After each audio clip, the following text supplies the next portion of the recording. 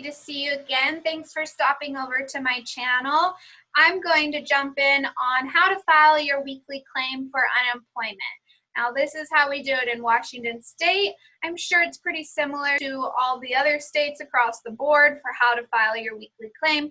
Maybe a couple questions here and there are different, but this is basically how you do it. And you're going to go to the welcome back, hit login now, or you can scroll all the way to the bottom on Washington State's site and it will show this page. This right here, I'll show this. And you can sign in with your SAWS account. You should already have one because you've already filed for unemployment. If you haven't filed for unemployment yet and you are unemployed and you're an employee or you're self-employed, check out this video below. I will show you how to do part 1 of filing for unemployment. If you're an employee, you will do this. If you're self-employed, you will do it too, but you will be denied. And then you can check out my second video. That's probably right here. I'll put a little thing for it. You can check out part 2 and file for your PUA benefits so you can get your unemployment. Back to this. So you're going to come here, you're going to log into your account, and how we access our home page of our dashboard is you must click on apply for unemployment benefits or manage your current and past claims. It's what you're going to do every single time. It's going to bring you to your home page. And you can see if you're self-employed, right here you're going to see that your UI claim is expired, you're ineligible, you got zero monies for it because you're self-employed. You're going to be denied for that. This is your actual claim, your PUA claim. It's going to show your weekly benefits, how much you're approved for, it's active, your year begin, your year ending. Let me just say this real quick. If you see that you're only getting $235 per week, then you need to go into your notices and letters and click all and look at them to see in one of your notices or letters there should be one showing what you've been approved for, and on the third page of that letter it will show you what your wages were that you put in, that you supplied documentation for, like a Schedule C or your DOR quarterly earnings to attach. You had 21 days to attach that as proof of your quarterly earnings. If it doesn't show the numbers that you put in, like I've known people where they put that in, they attached everything, and it still showed 0 as their wages. So they got $235 a week. Washington State's maximum weekly benefits is $790. So you need to ask for a ramification of benefits, hours, and wages. If that shows 0 wages on your third page of your approved amount letter. So go to your notices and letters and see what they have sent you and make sure it's correct. So be sure to check that. You're going to see right there under alerts that you have a UI weekly claim to file. Let's say today is Sunday and you got your weekly claim you got to file now. So that's where it's going to pop up in your alerts. If it pops up on Saturday for some reason, I highly suggest you wait till Sunday. I had a friend do it on Saturday at like 2 p.m. and he never got paid for that week and it skipped him. I would suggest you wait till Sunday to file your benefits, your claim, so you can get paid on Tuesday. Then you're gonna come, it's gonna redirect you to this. It's gonna say you are applying and answering questions for the week that you are filing the claim. You hit next and it's gonna ask about fraud. You agree to tell the truth. You're not committing fraud. You check the I agree box and you hit next. And it's going to ask questions. Now, these questions are going to pertain to you and your business or you as an employee. For me, almost all the questions were no, except for one. And I will show you what that one question is. Because if you answer that one question wrong, whether any of these other questions apply to you or not, you're going to make it so you do not get paid. It will always show the week up top for what you're applying for the benefits. Okay, did you or will you receive paid time off or sick, vacation, or holiday pay? Well, if you're truly unemployed, you're probably not receiving any pay. or holiday pay or paid sick pay. So you'd hit no. But if you are partially employed or you're receiving sick pay, then you have to hit yes. And it'll probably ask you some other questions. Pay after last day worked. Are you getting paid for any period after you last worked, such as a severance pay, pay in lieu of notice, or termination pay? Severance pay for a specific period after your last day of work, it is not your last paycheck. Pay in lieu of notice is pay for being separated from your employer without proper notice. For me, it was no. If you answered yes, you will be asked the next following question. Is there a contract? Is your employer paying you through a notice period? Has your employer attached any stipulations to the pay? Would these payments stop if you accepted new employment before the payment periods? Those are the other questions that are going to pop up if you answer yes. For me, it didn't apply. I hit no. Then it says, did you work for any employer or employers, whether you have been paid yet or not? Again, this pertains to the week listed up above that you are filing your claim. Because you file a new claim every week, you don't work. So these questions are going to be the same every time, and they're going to pertain only to that said week. If you answer yes, the next 3 slides will present. If you answer no, like I did, they don't. So the next 3 slides, if you answer yes to that, you'll have to select the employers you worked for, have to put in your hours, your earnings, and you can add more employers if you need. You can search them. There it is. You put in your hours, your gross earnings. Did you work for this employer and even temporarily? So that's where you would answer those.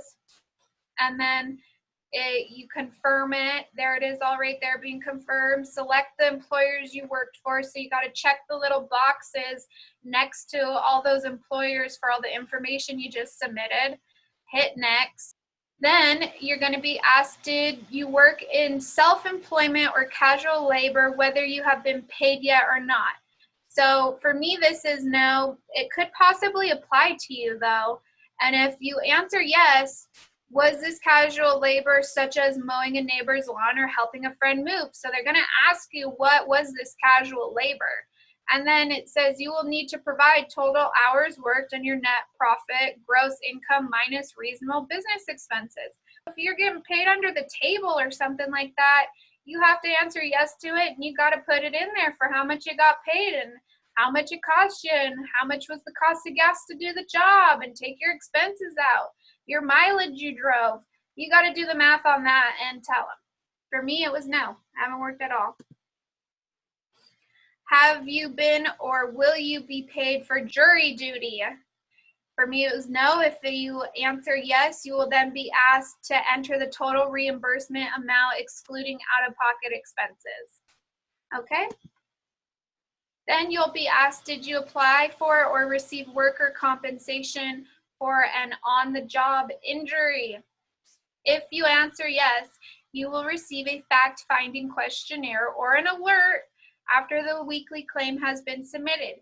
You will need to complete that questionnaire. A decision will be made after the fact-finding is conducted to either allow you benefits for the week, or you could receive a denial, which will result in an overpayment. Then hit next. Other than Social Security, did you apply for or have a change in a retirement plan not previously reported? I don't, so I hit no. And retirement payment includes 401k, deferred compensation, IRAs, annuities, union retirement, and 403b plans. If you answer yes, the next 2 slides will be present. So these are the next slides present. Retirement pay questions for, again, that week that you're filing this. Did any of the employers below contribute to the payment you are or will be receiving? So those employers you added in that you had worked for, you select them. Those are who contributed to it. Then it will ask for you to put in the union. Did this union contribute to your retirement payment? Yes or no. Were you an active member of this union from through? Yes or no. Is this a lump sum payment not paid on a regular schedule, such as monthly from your retirement plan? Yes or no. And have you received the repayment? So this applies to you if you answered that retirement pay question as yes. If you answered no, these other slides won't ever show up. Now, did you begin attending a school or training program? For me, it was no. Answer how it applies to you. If you answer yes, you will receive a fact-finding questionnaire or an alert after the weekly claim has been submitted. You will need to complete that questionnaire.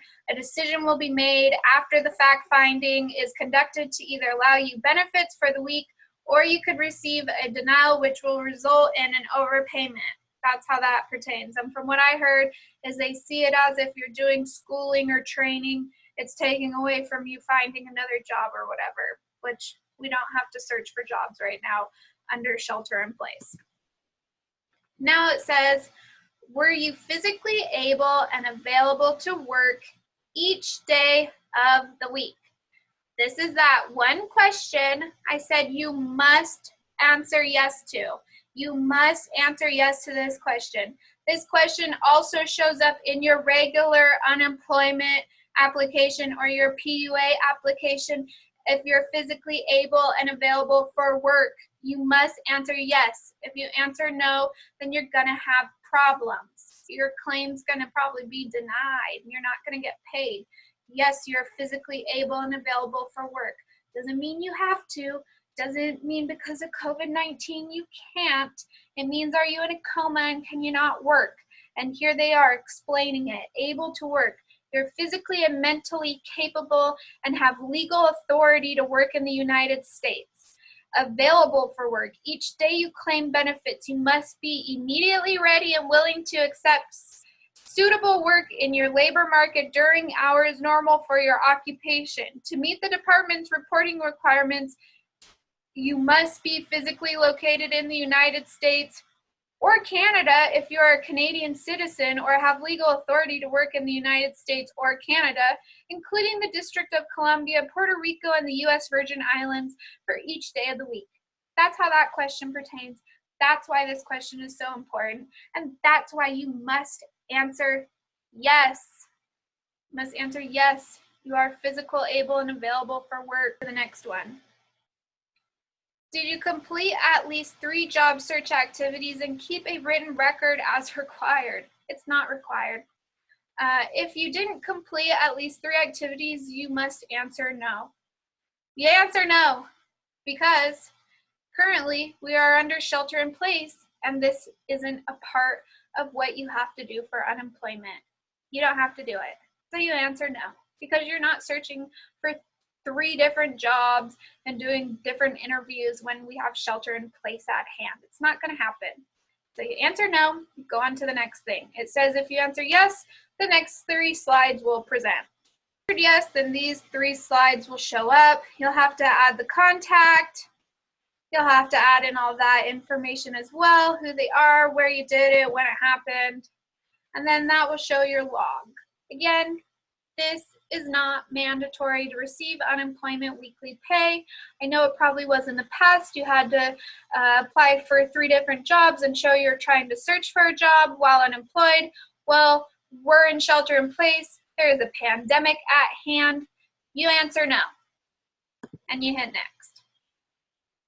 Then it says, did you refuse any offer of work and did you fail to apply for a job that you were referred to by WorkSource? So for the first one, did you refuse any offer of work? You answer no. You did not. You did not refuse any offer of work. It's no. Did you fail to apply for a job that you were referred to by WorkSource? You answer no, because you don't have to deal with WorkSource right now because we're in a pandemic, so it doesn't apply. And then it says if you answered yes to any of these, you will receive a fact-finding questionnaire or an alert after the weekly claim has been submitted.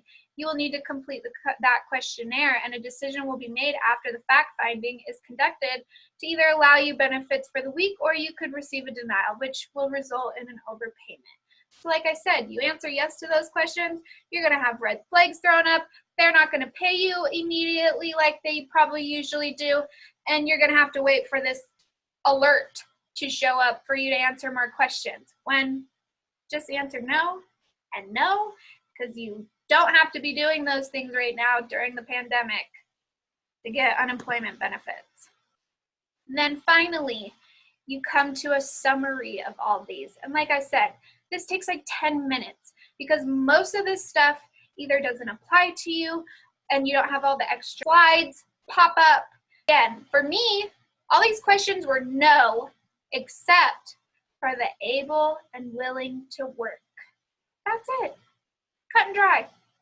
You would hit submit and you would submit your weekly claim and it would be confirmed. You can hit go back or you can hit the home page, whichever one you like. It's up to you. That's how you submit your weekly claim. This is how you get it done, everyone.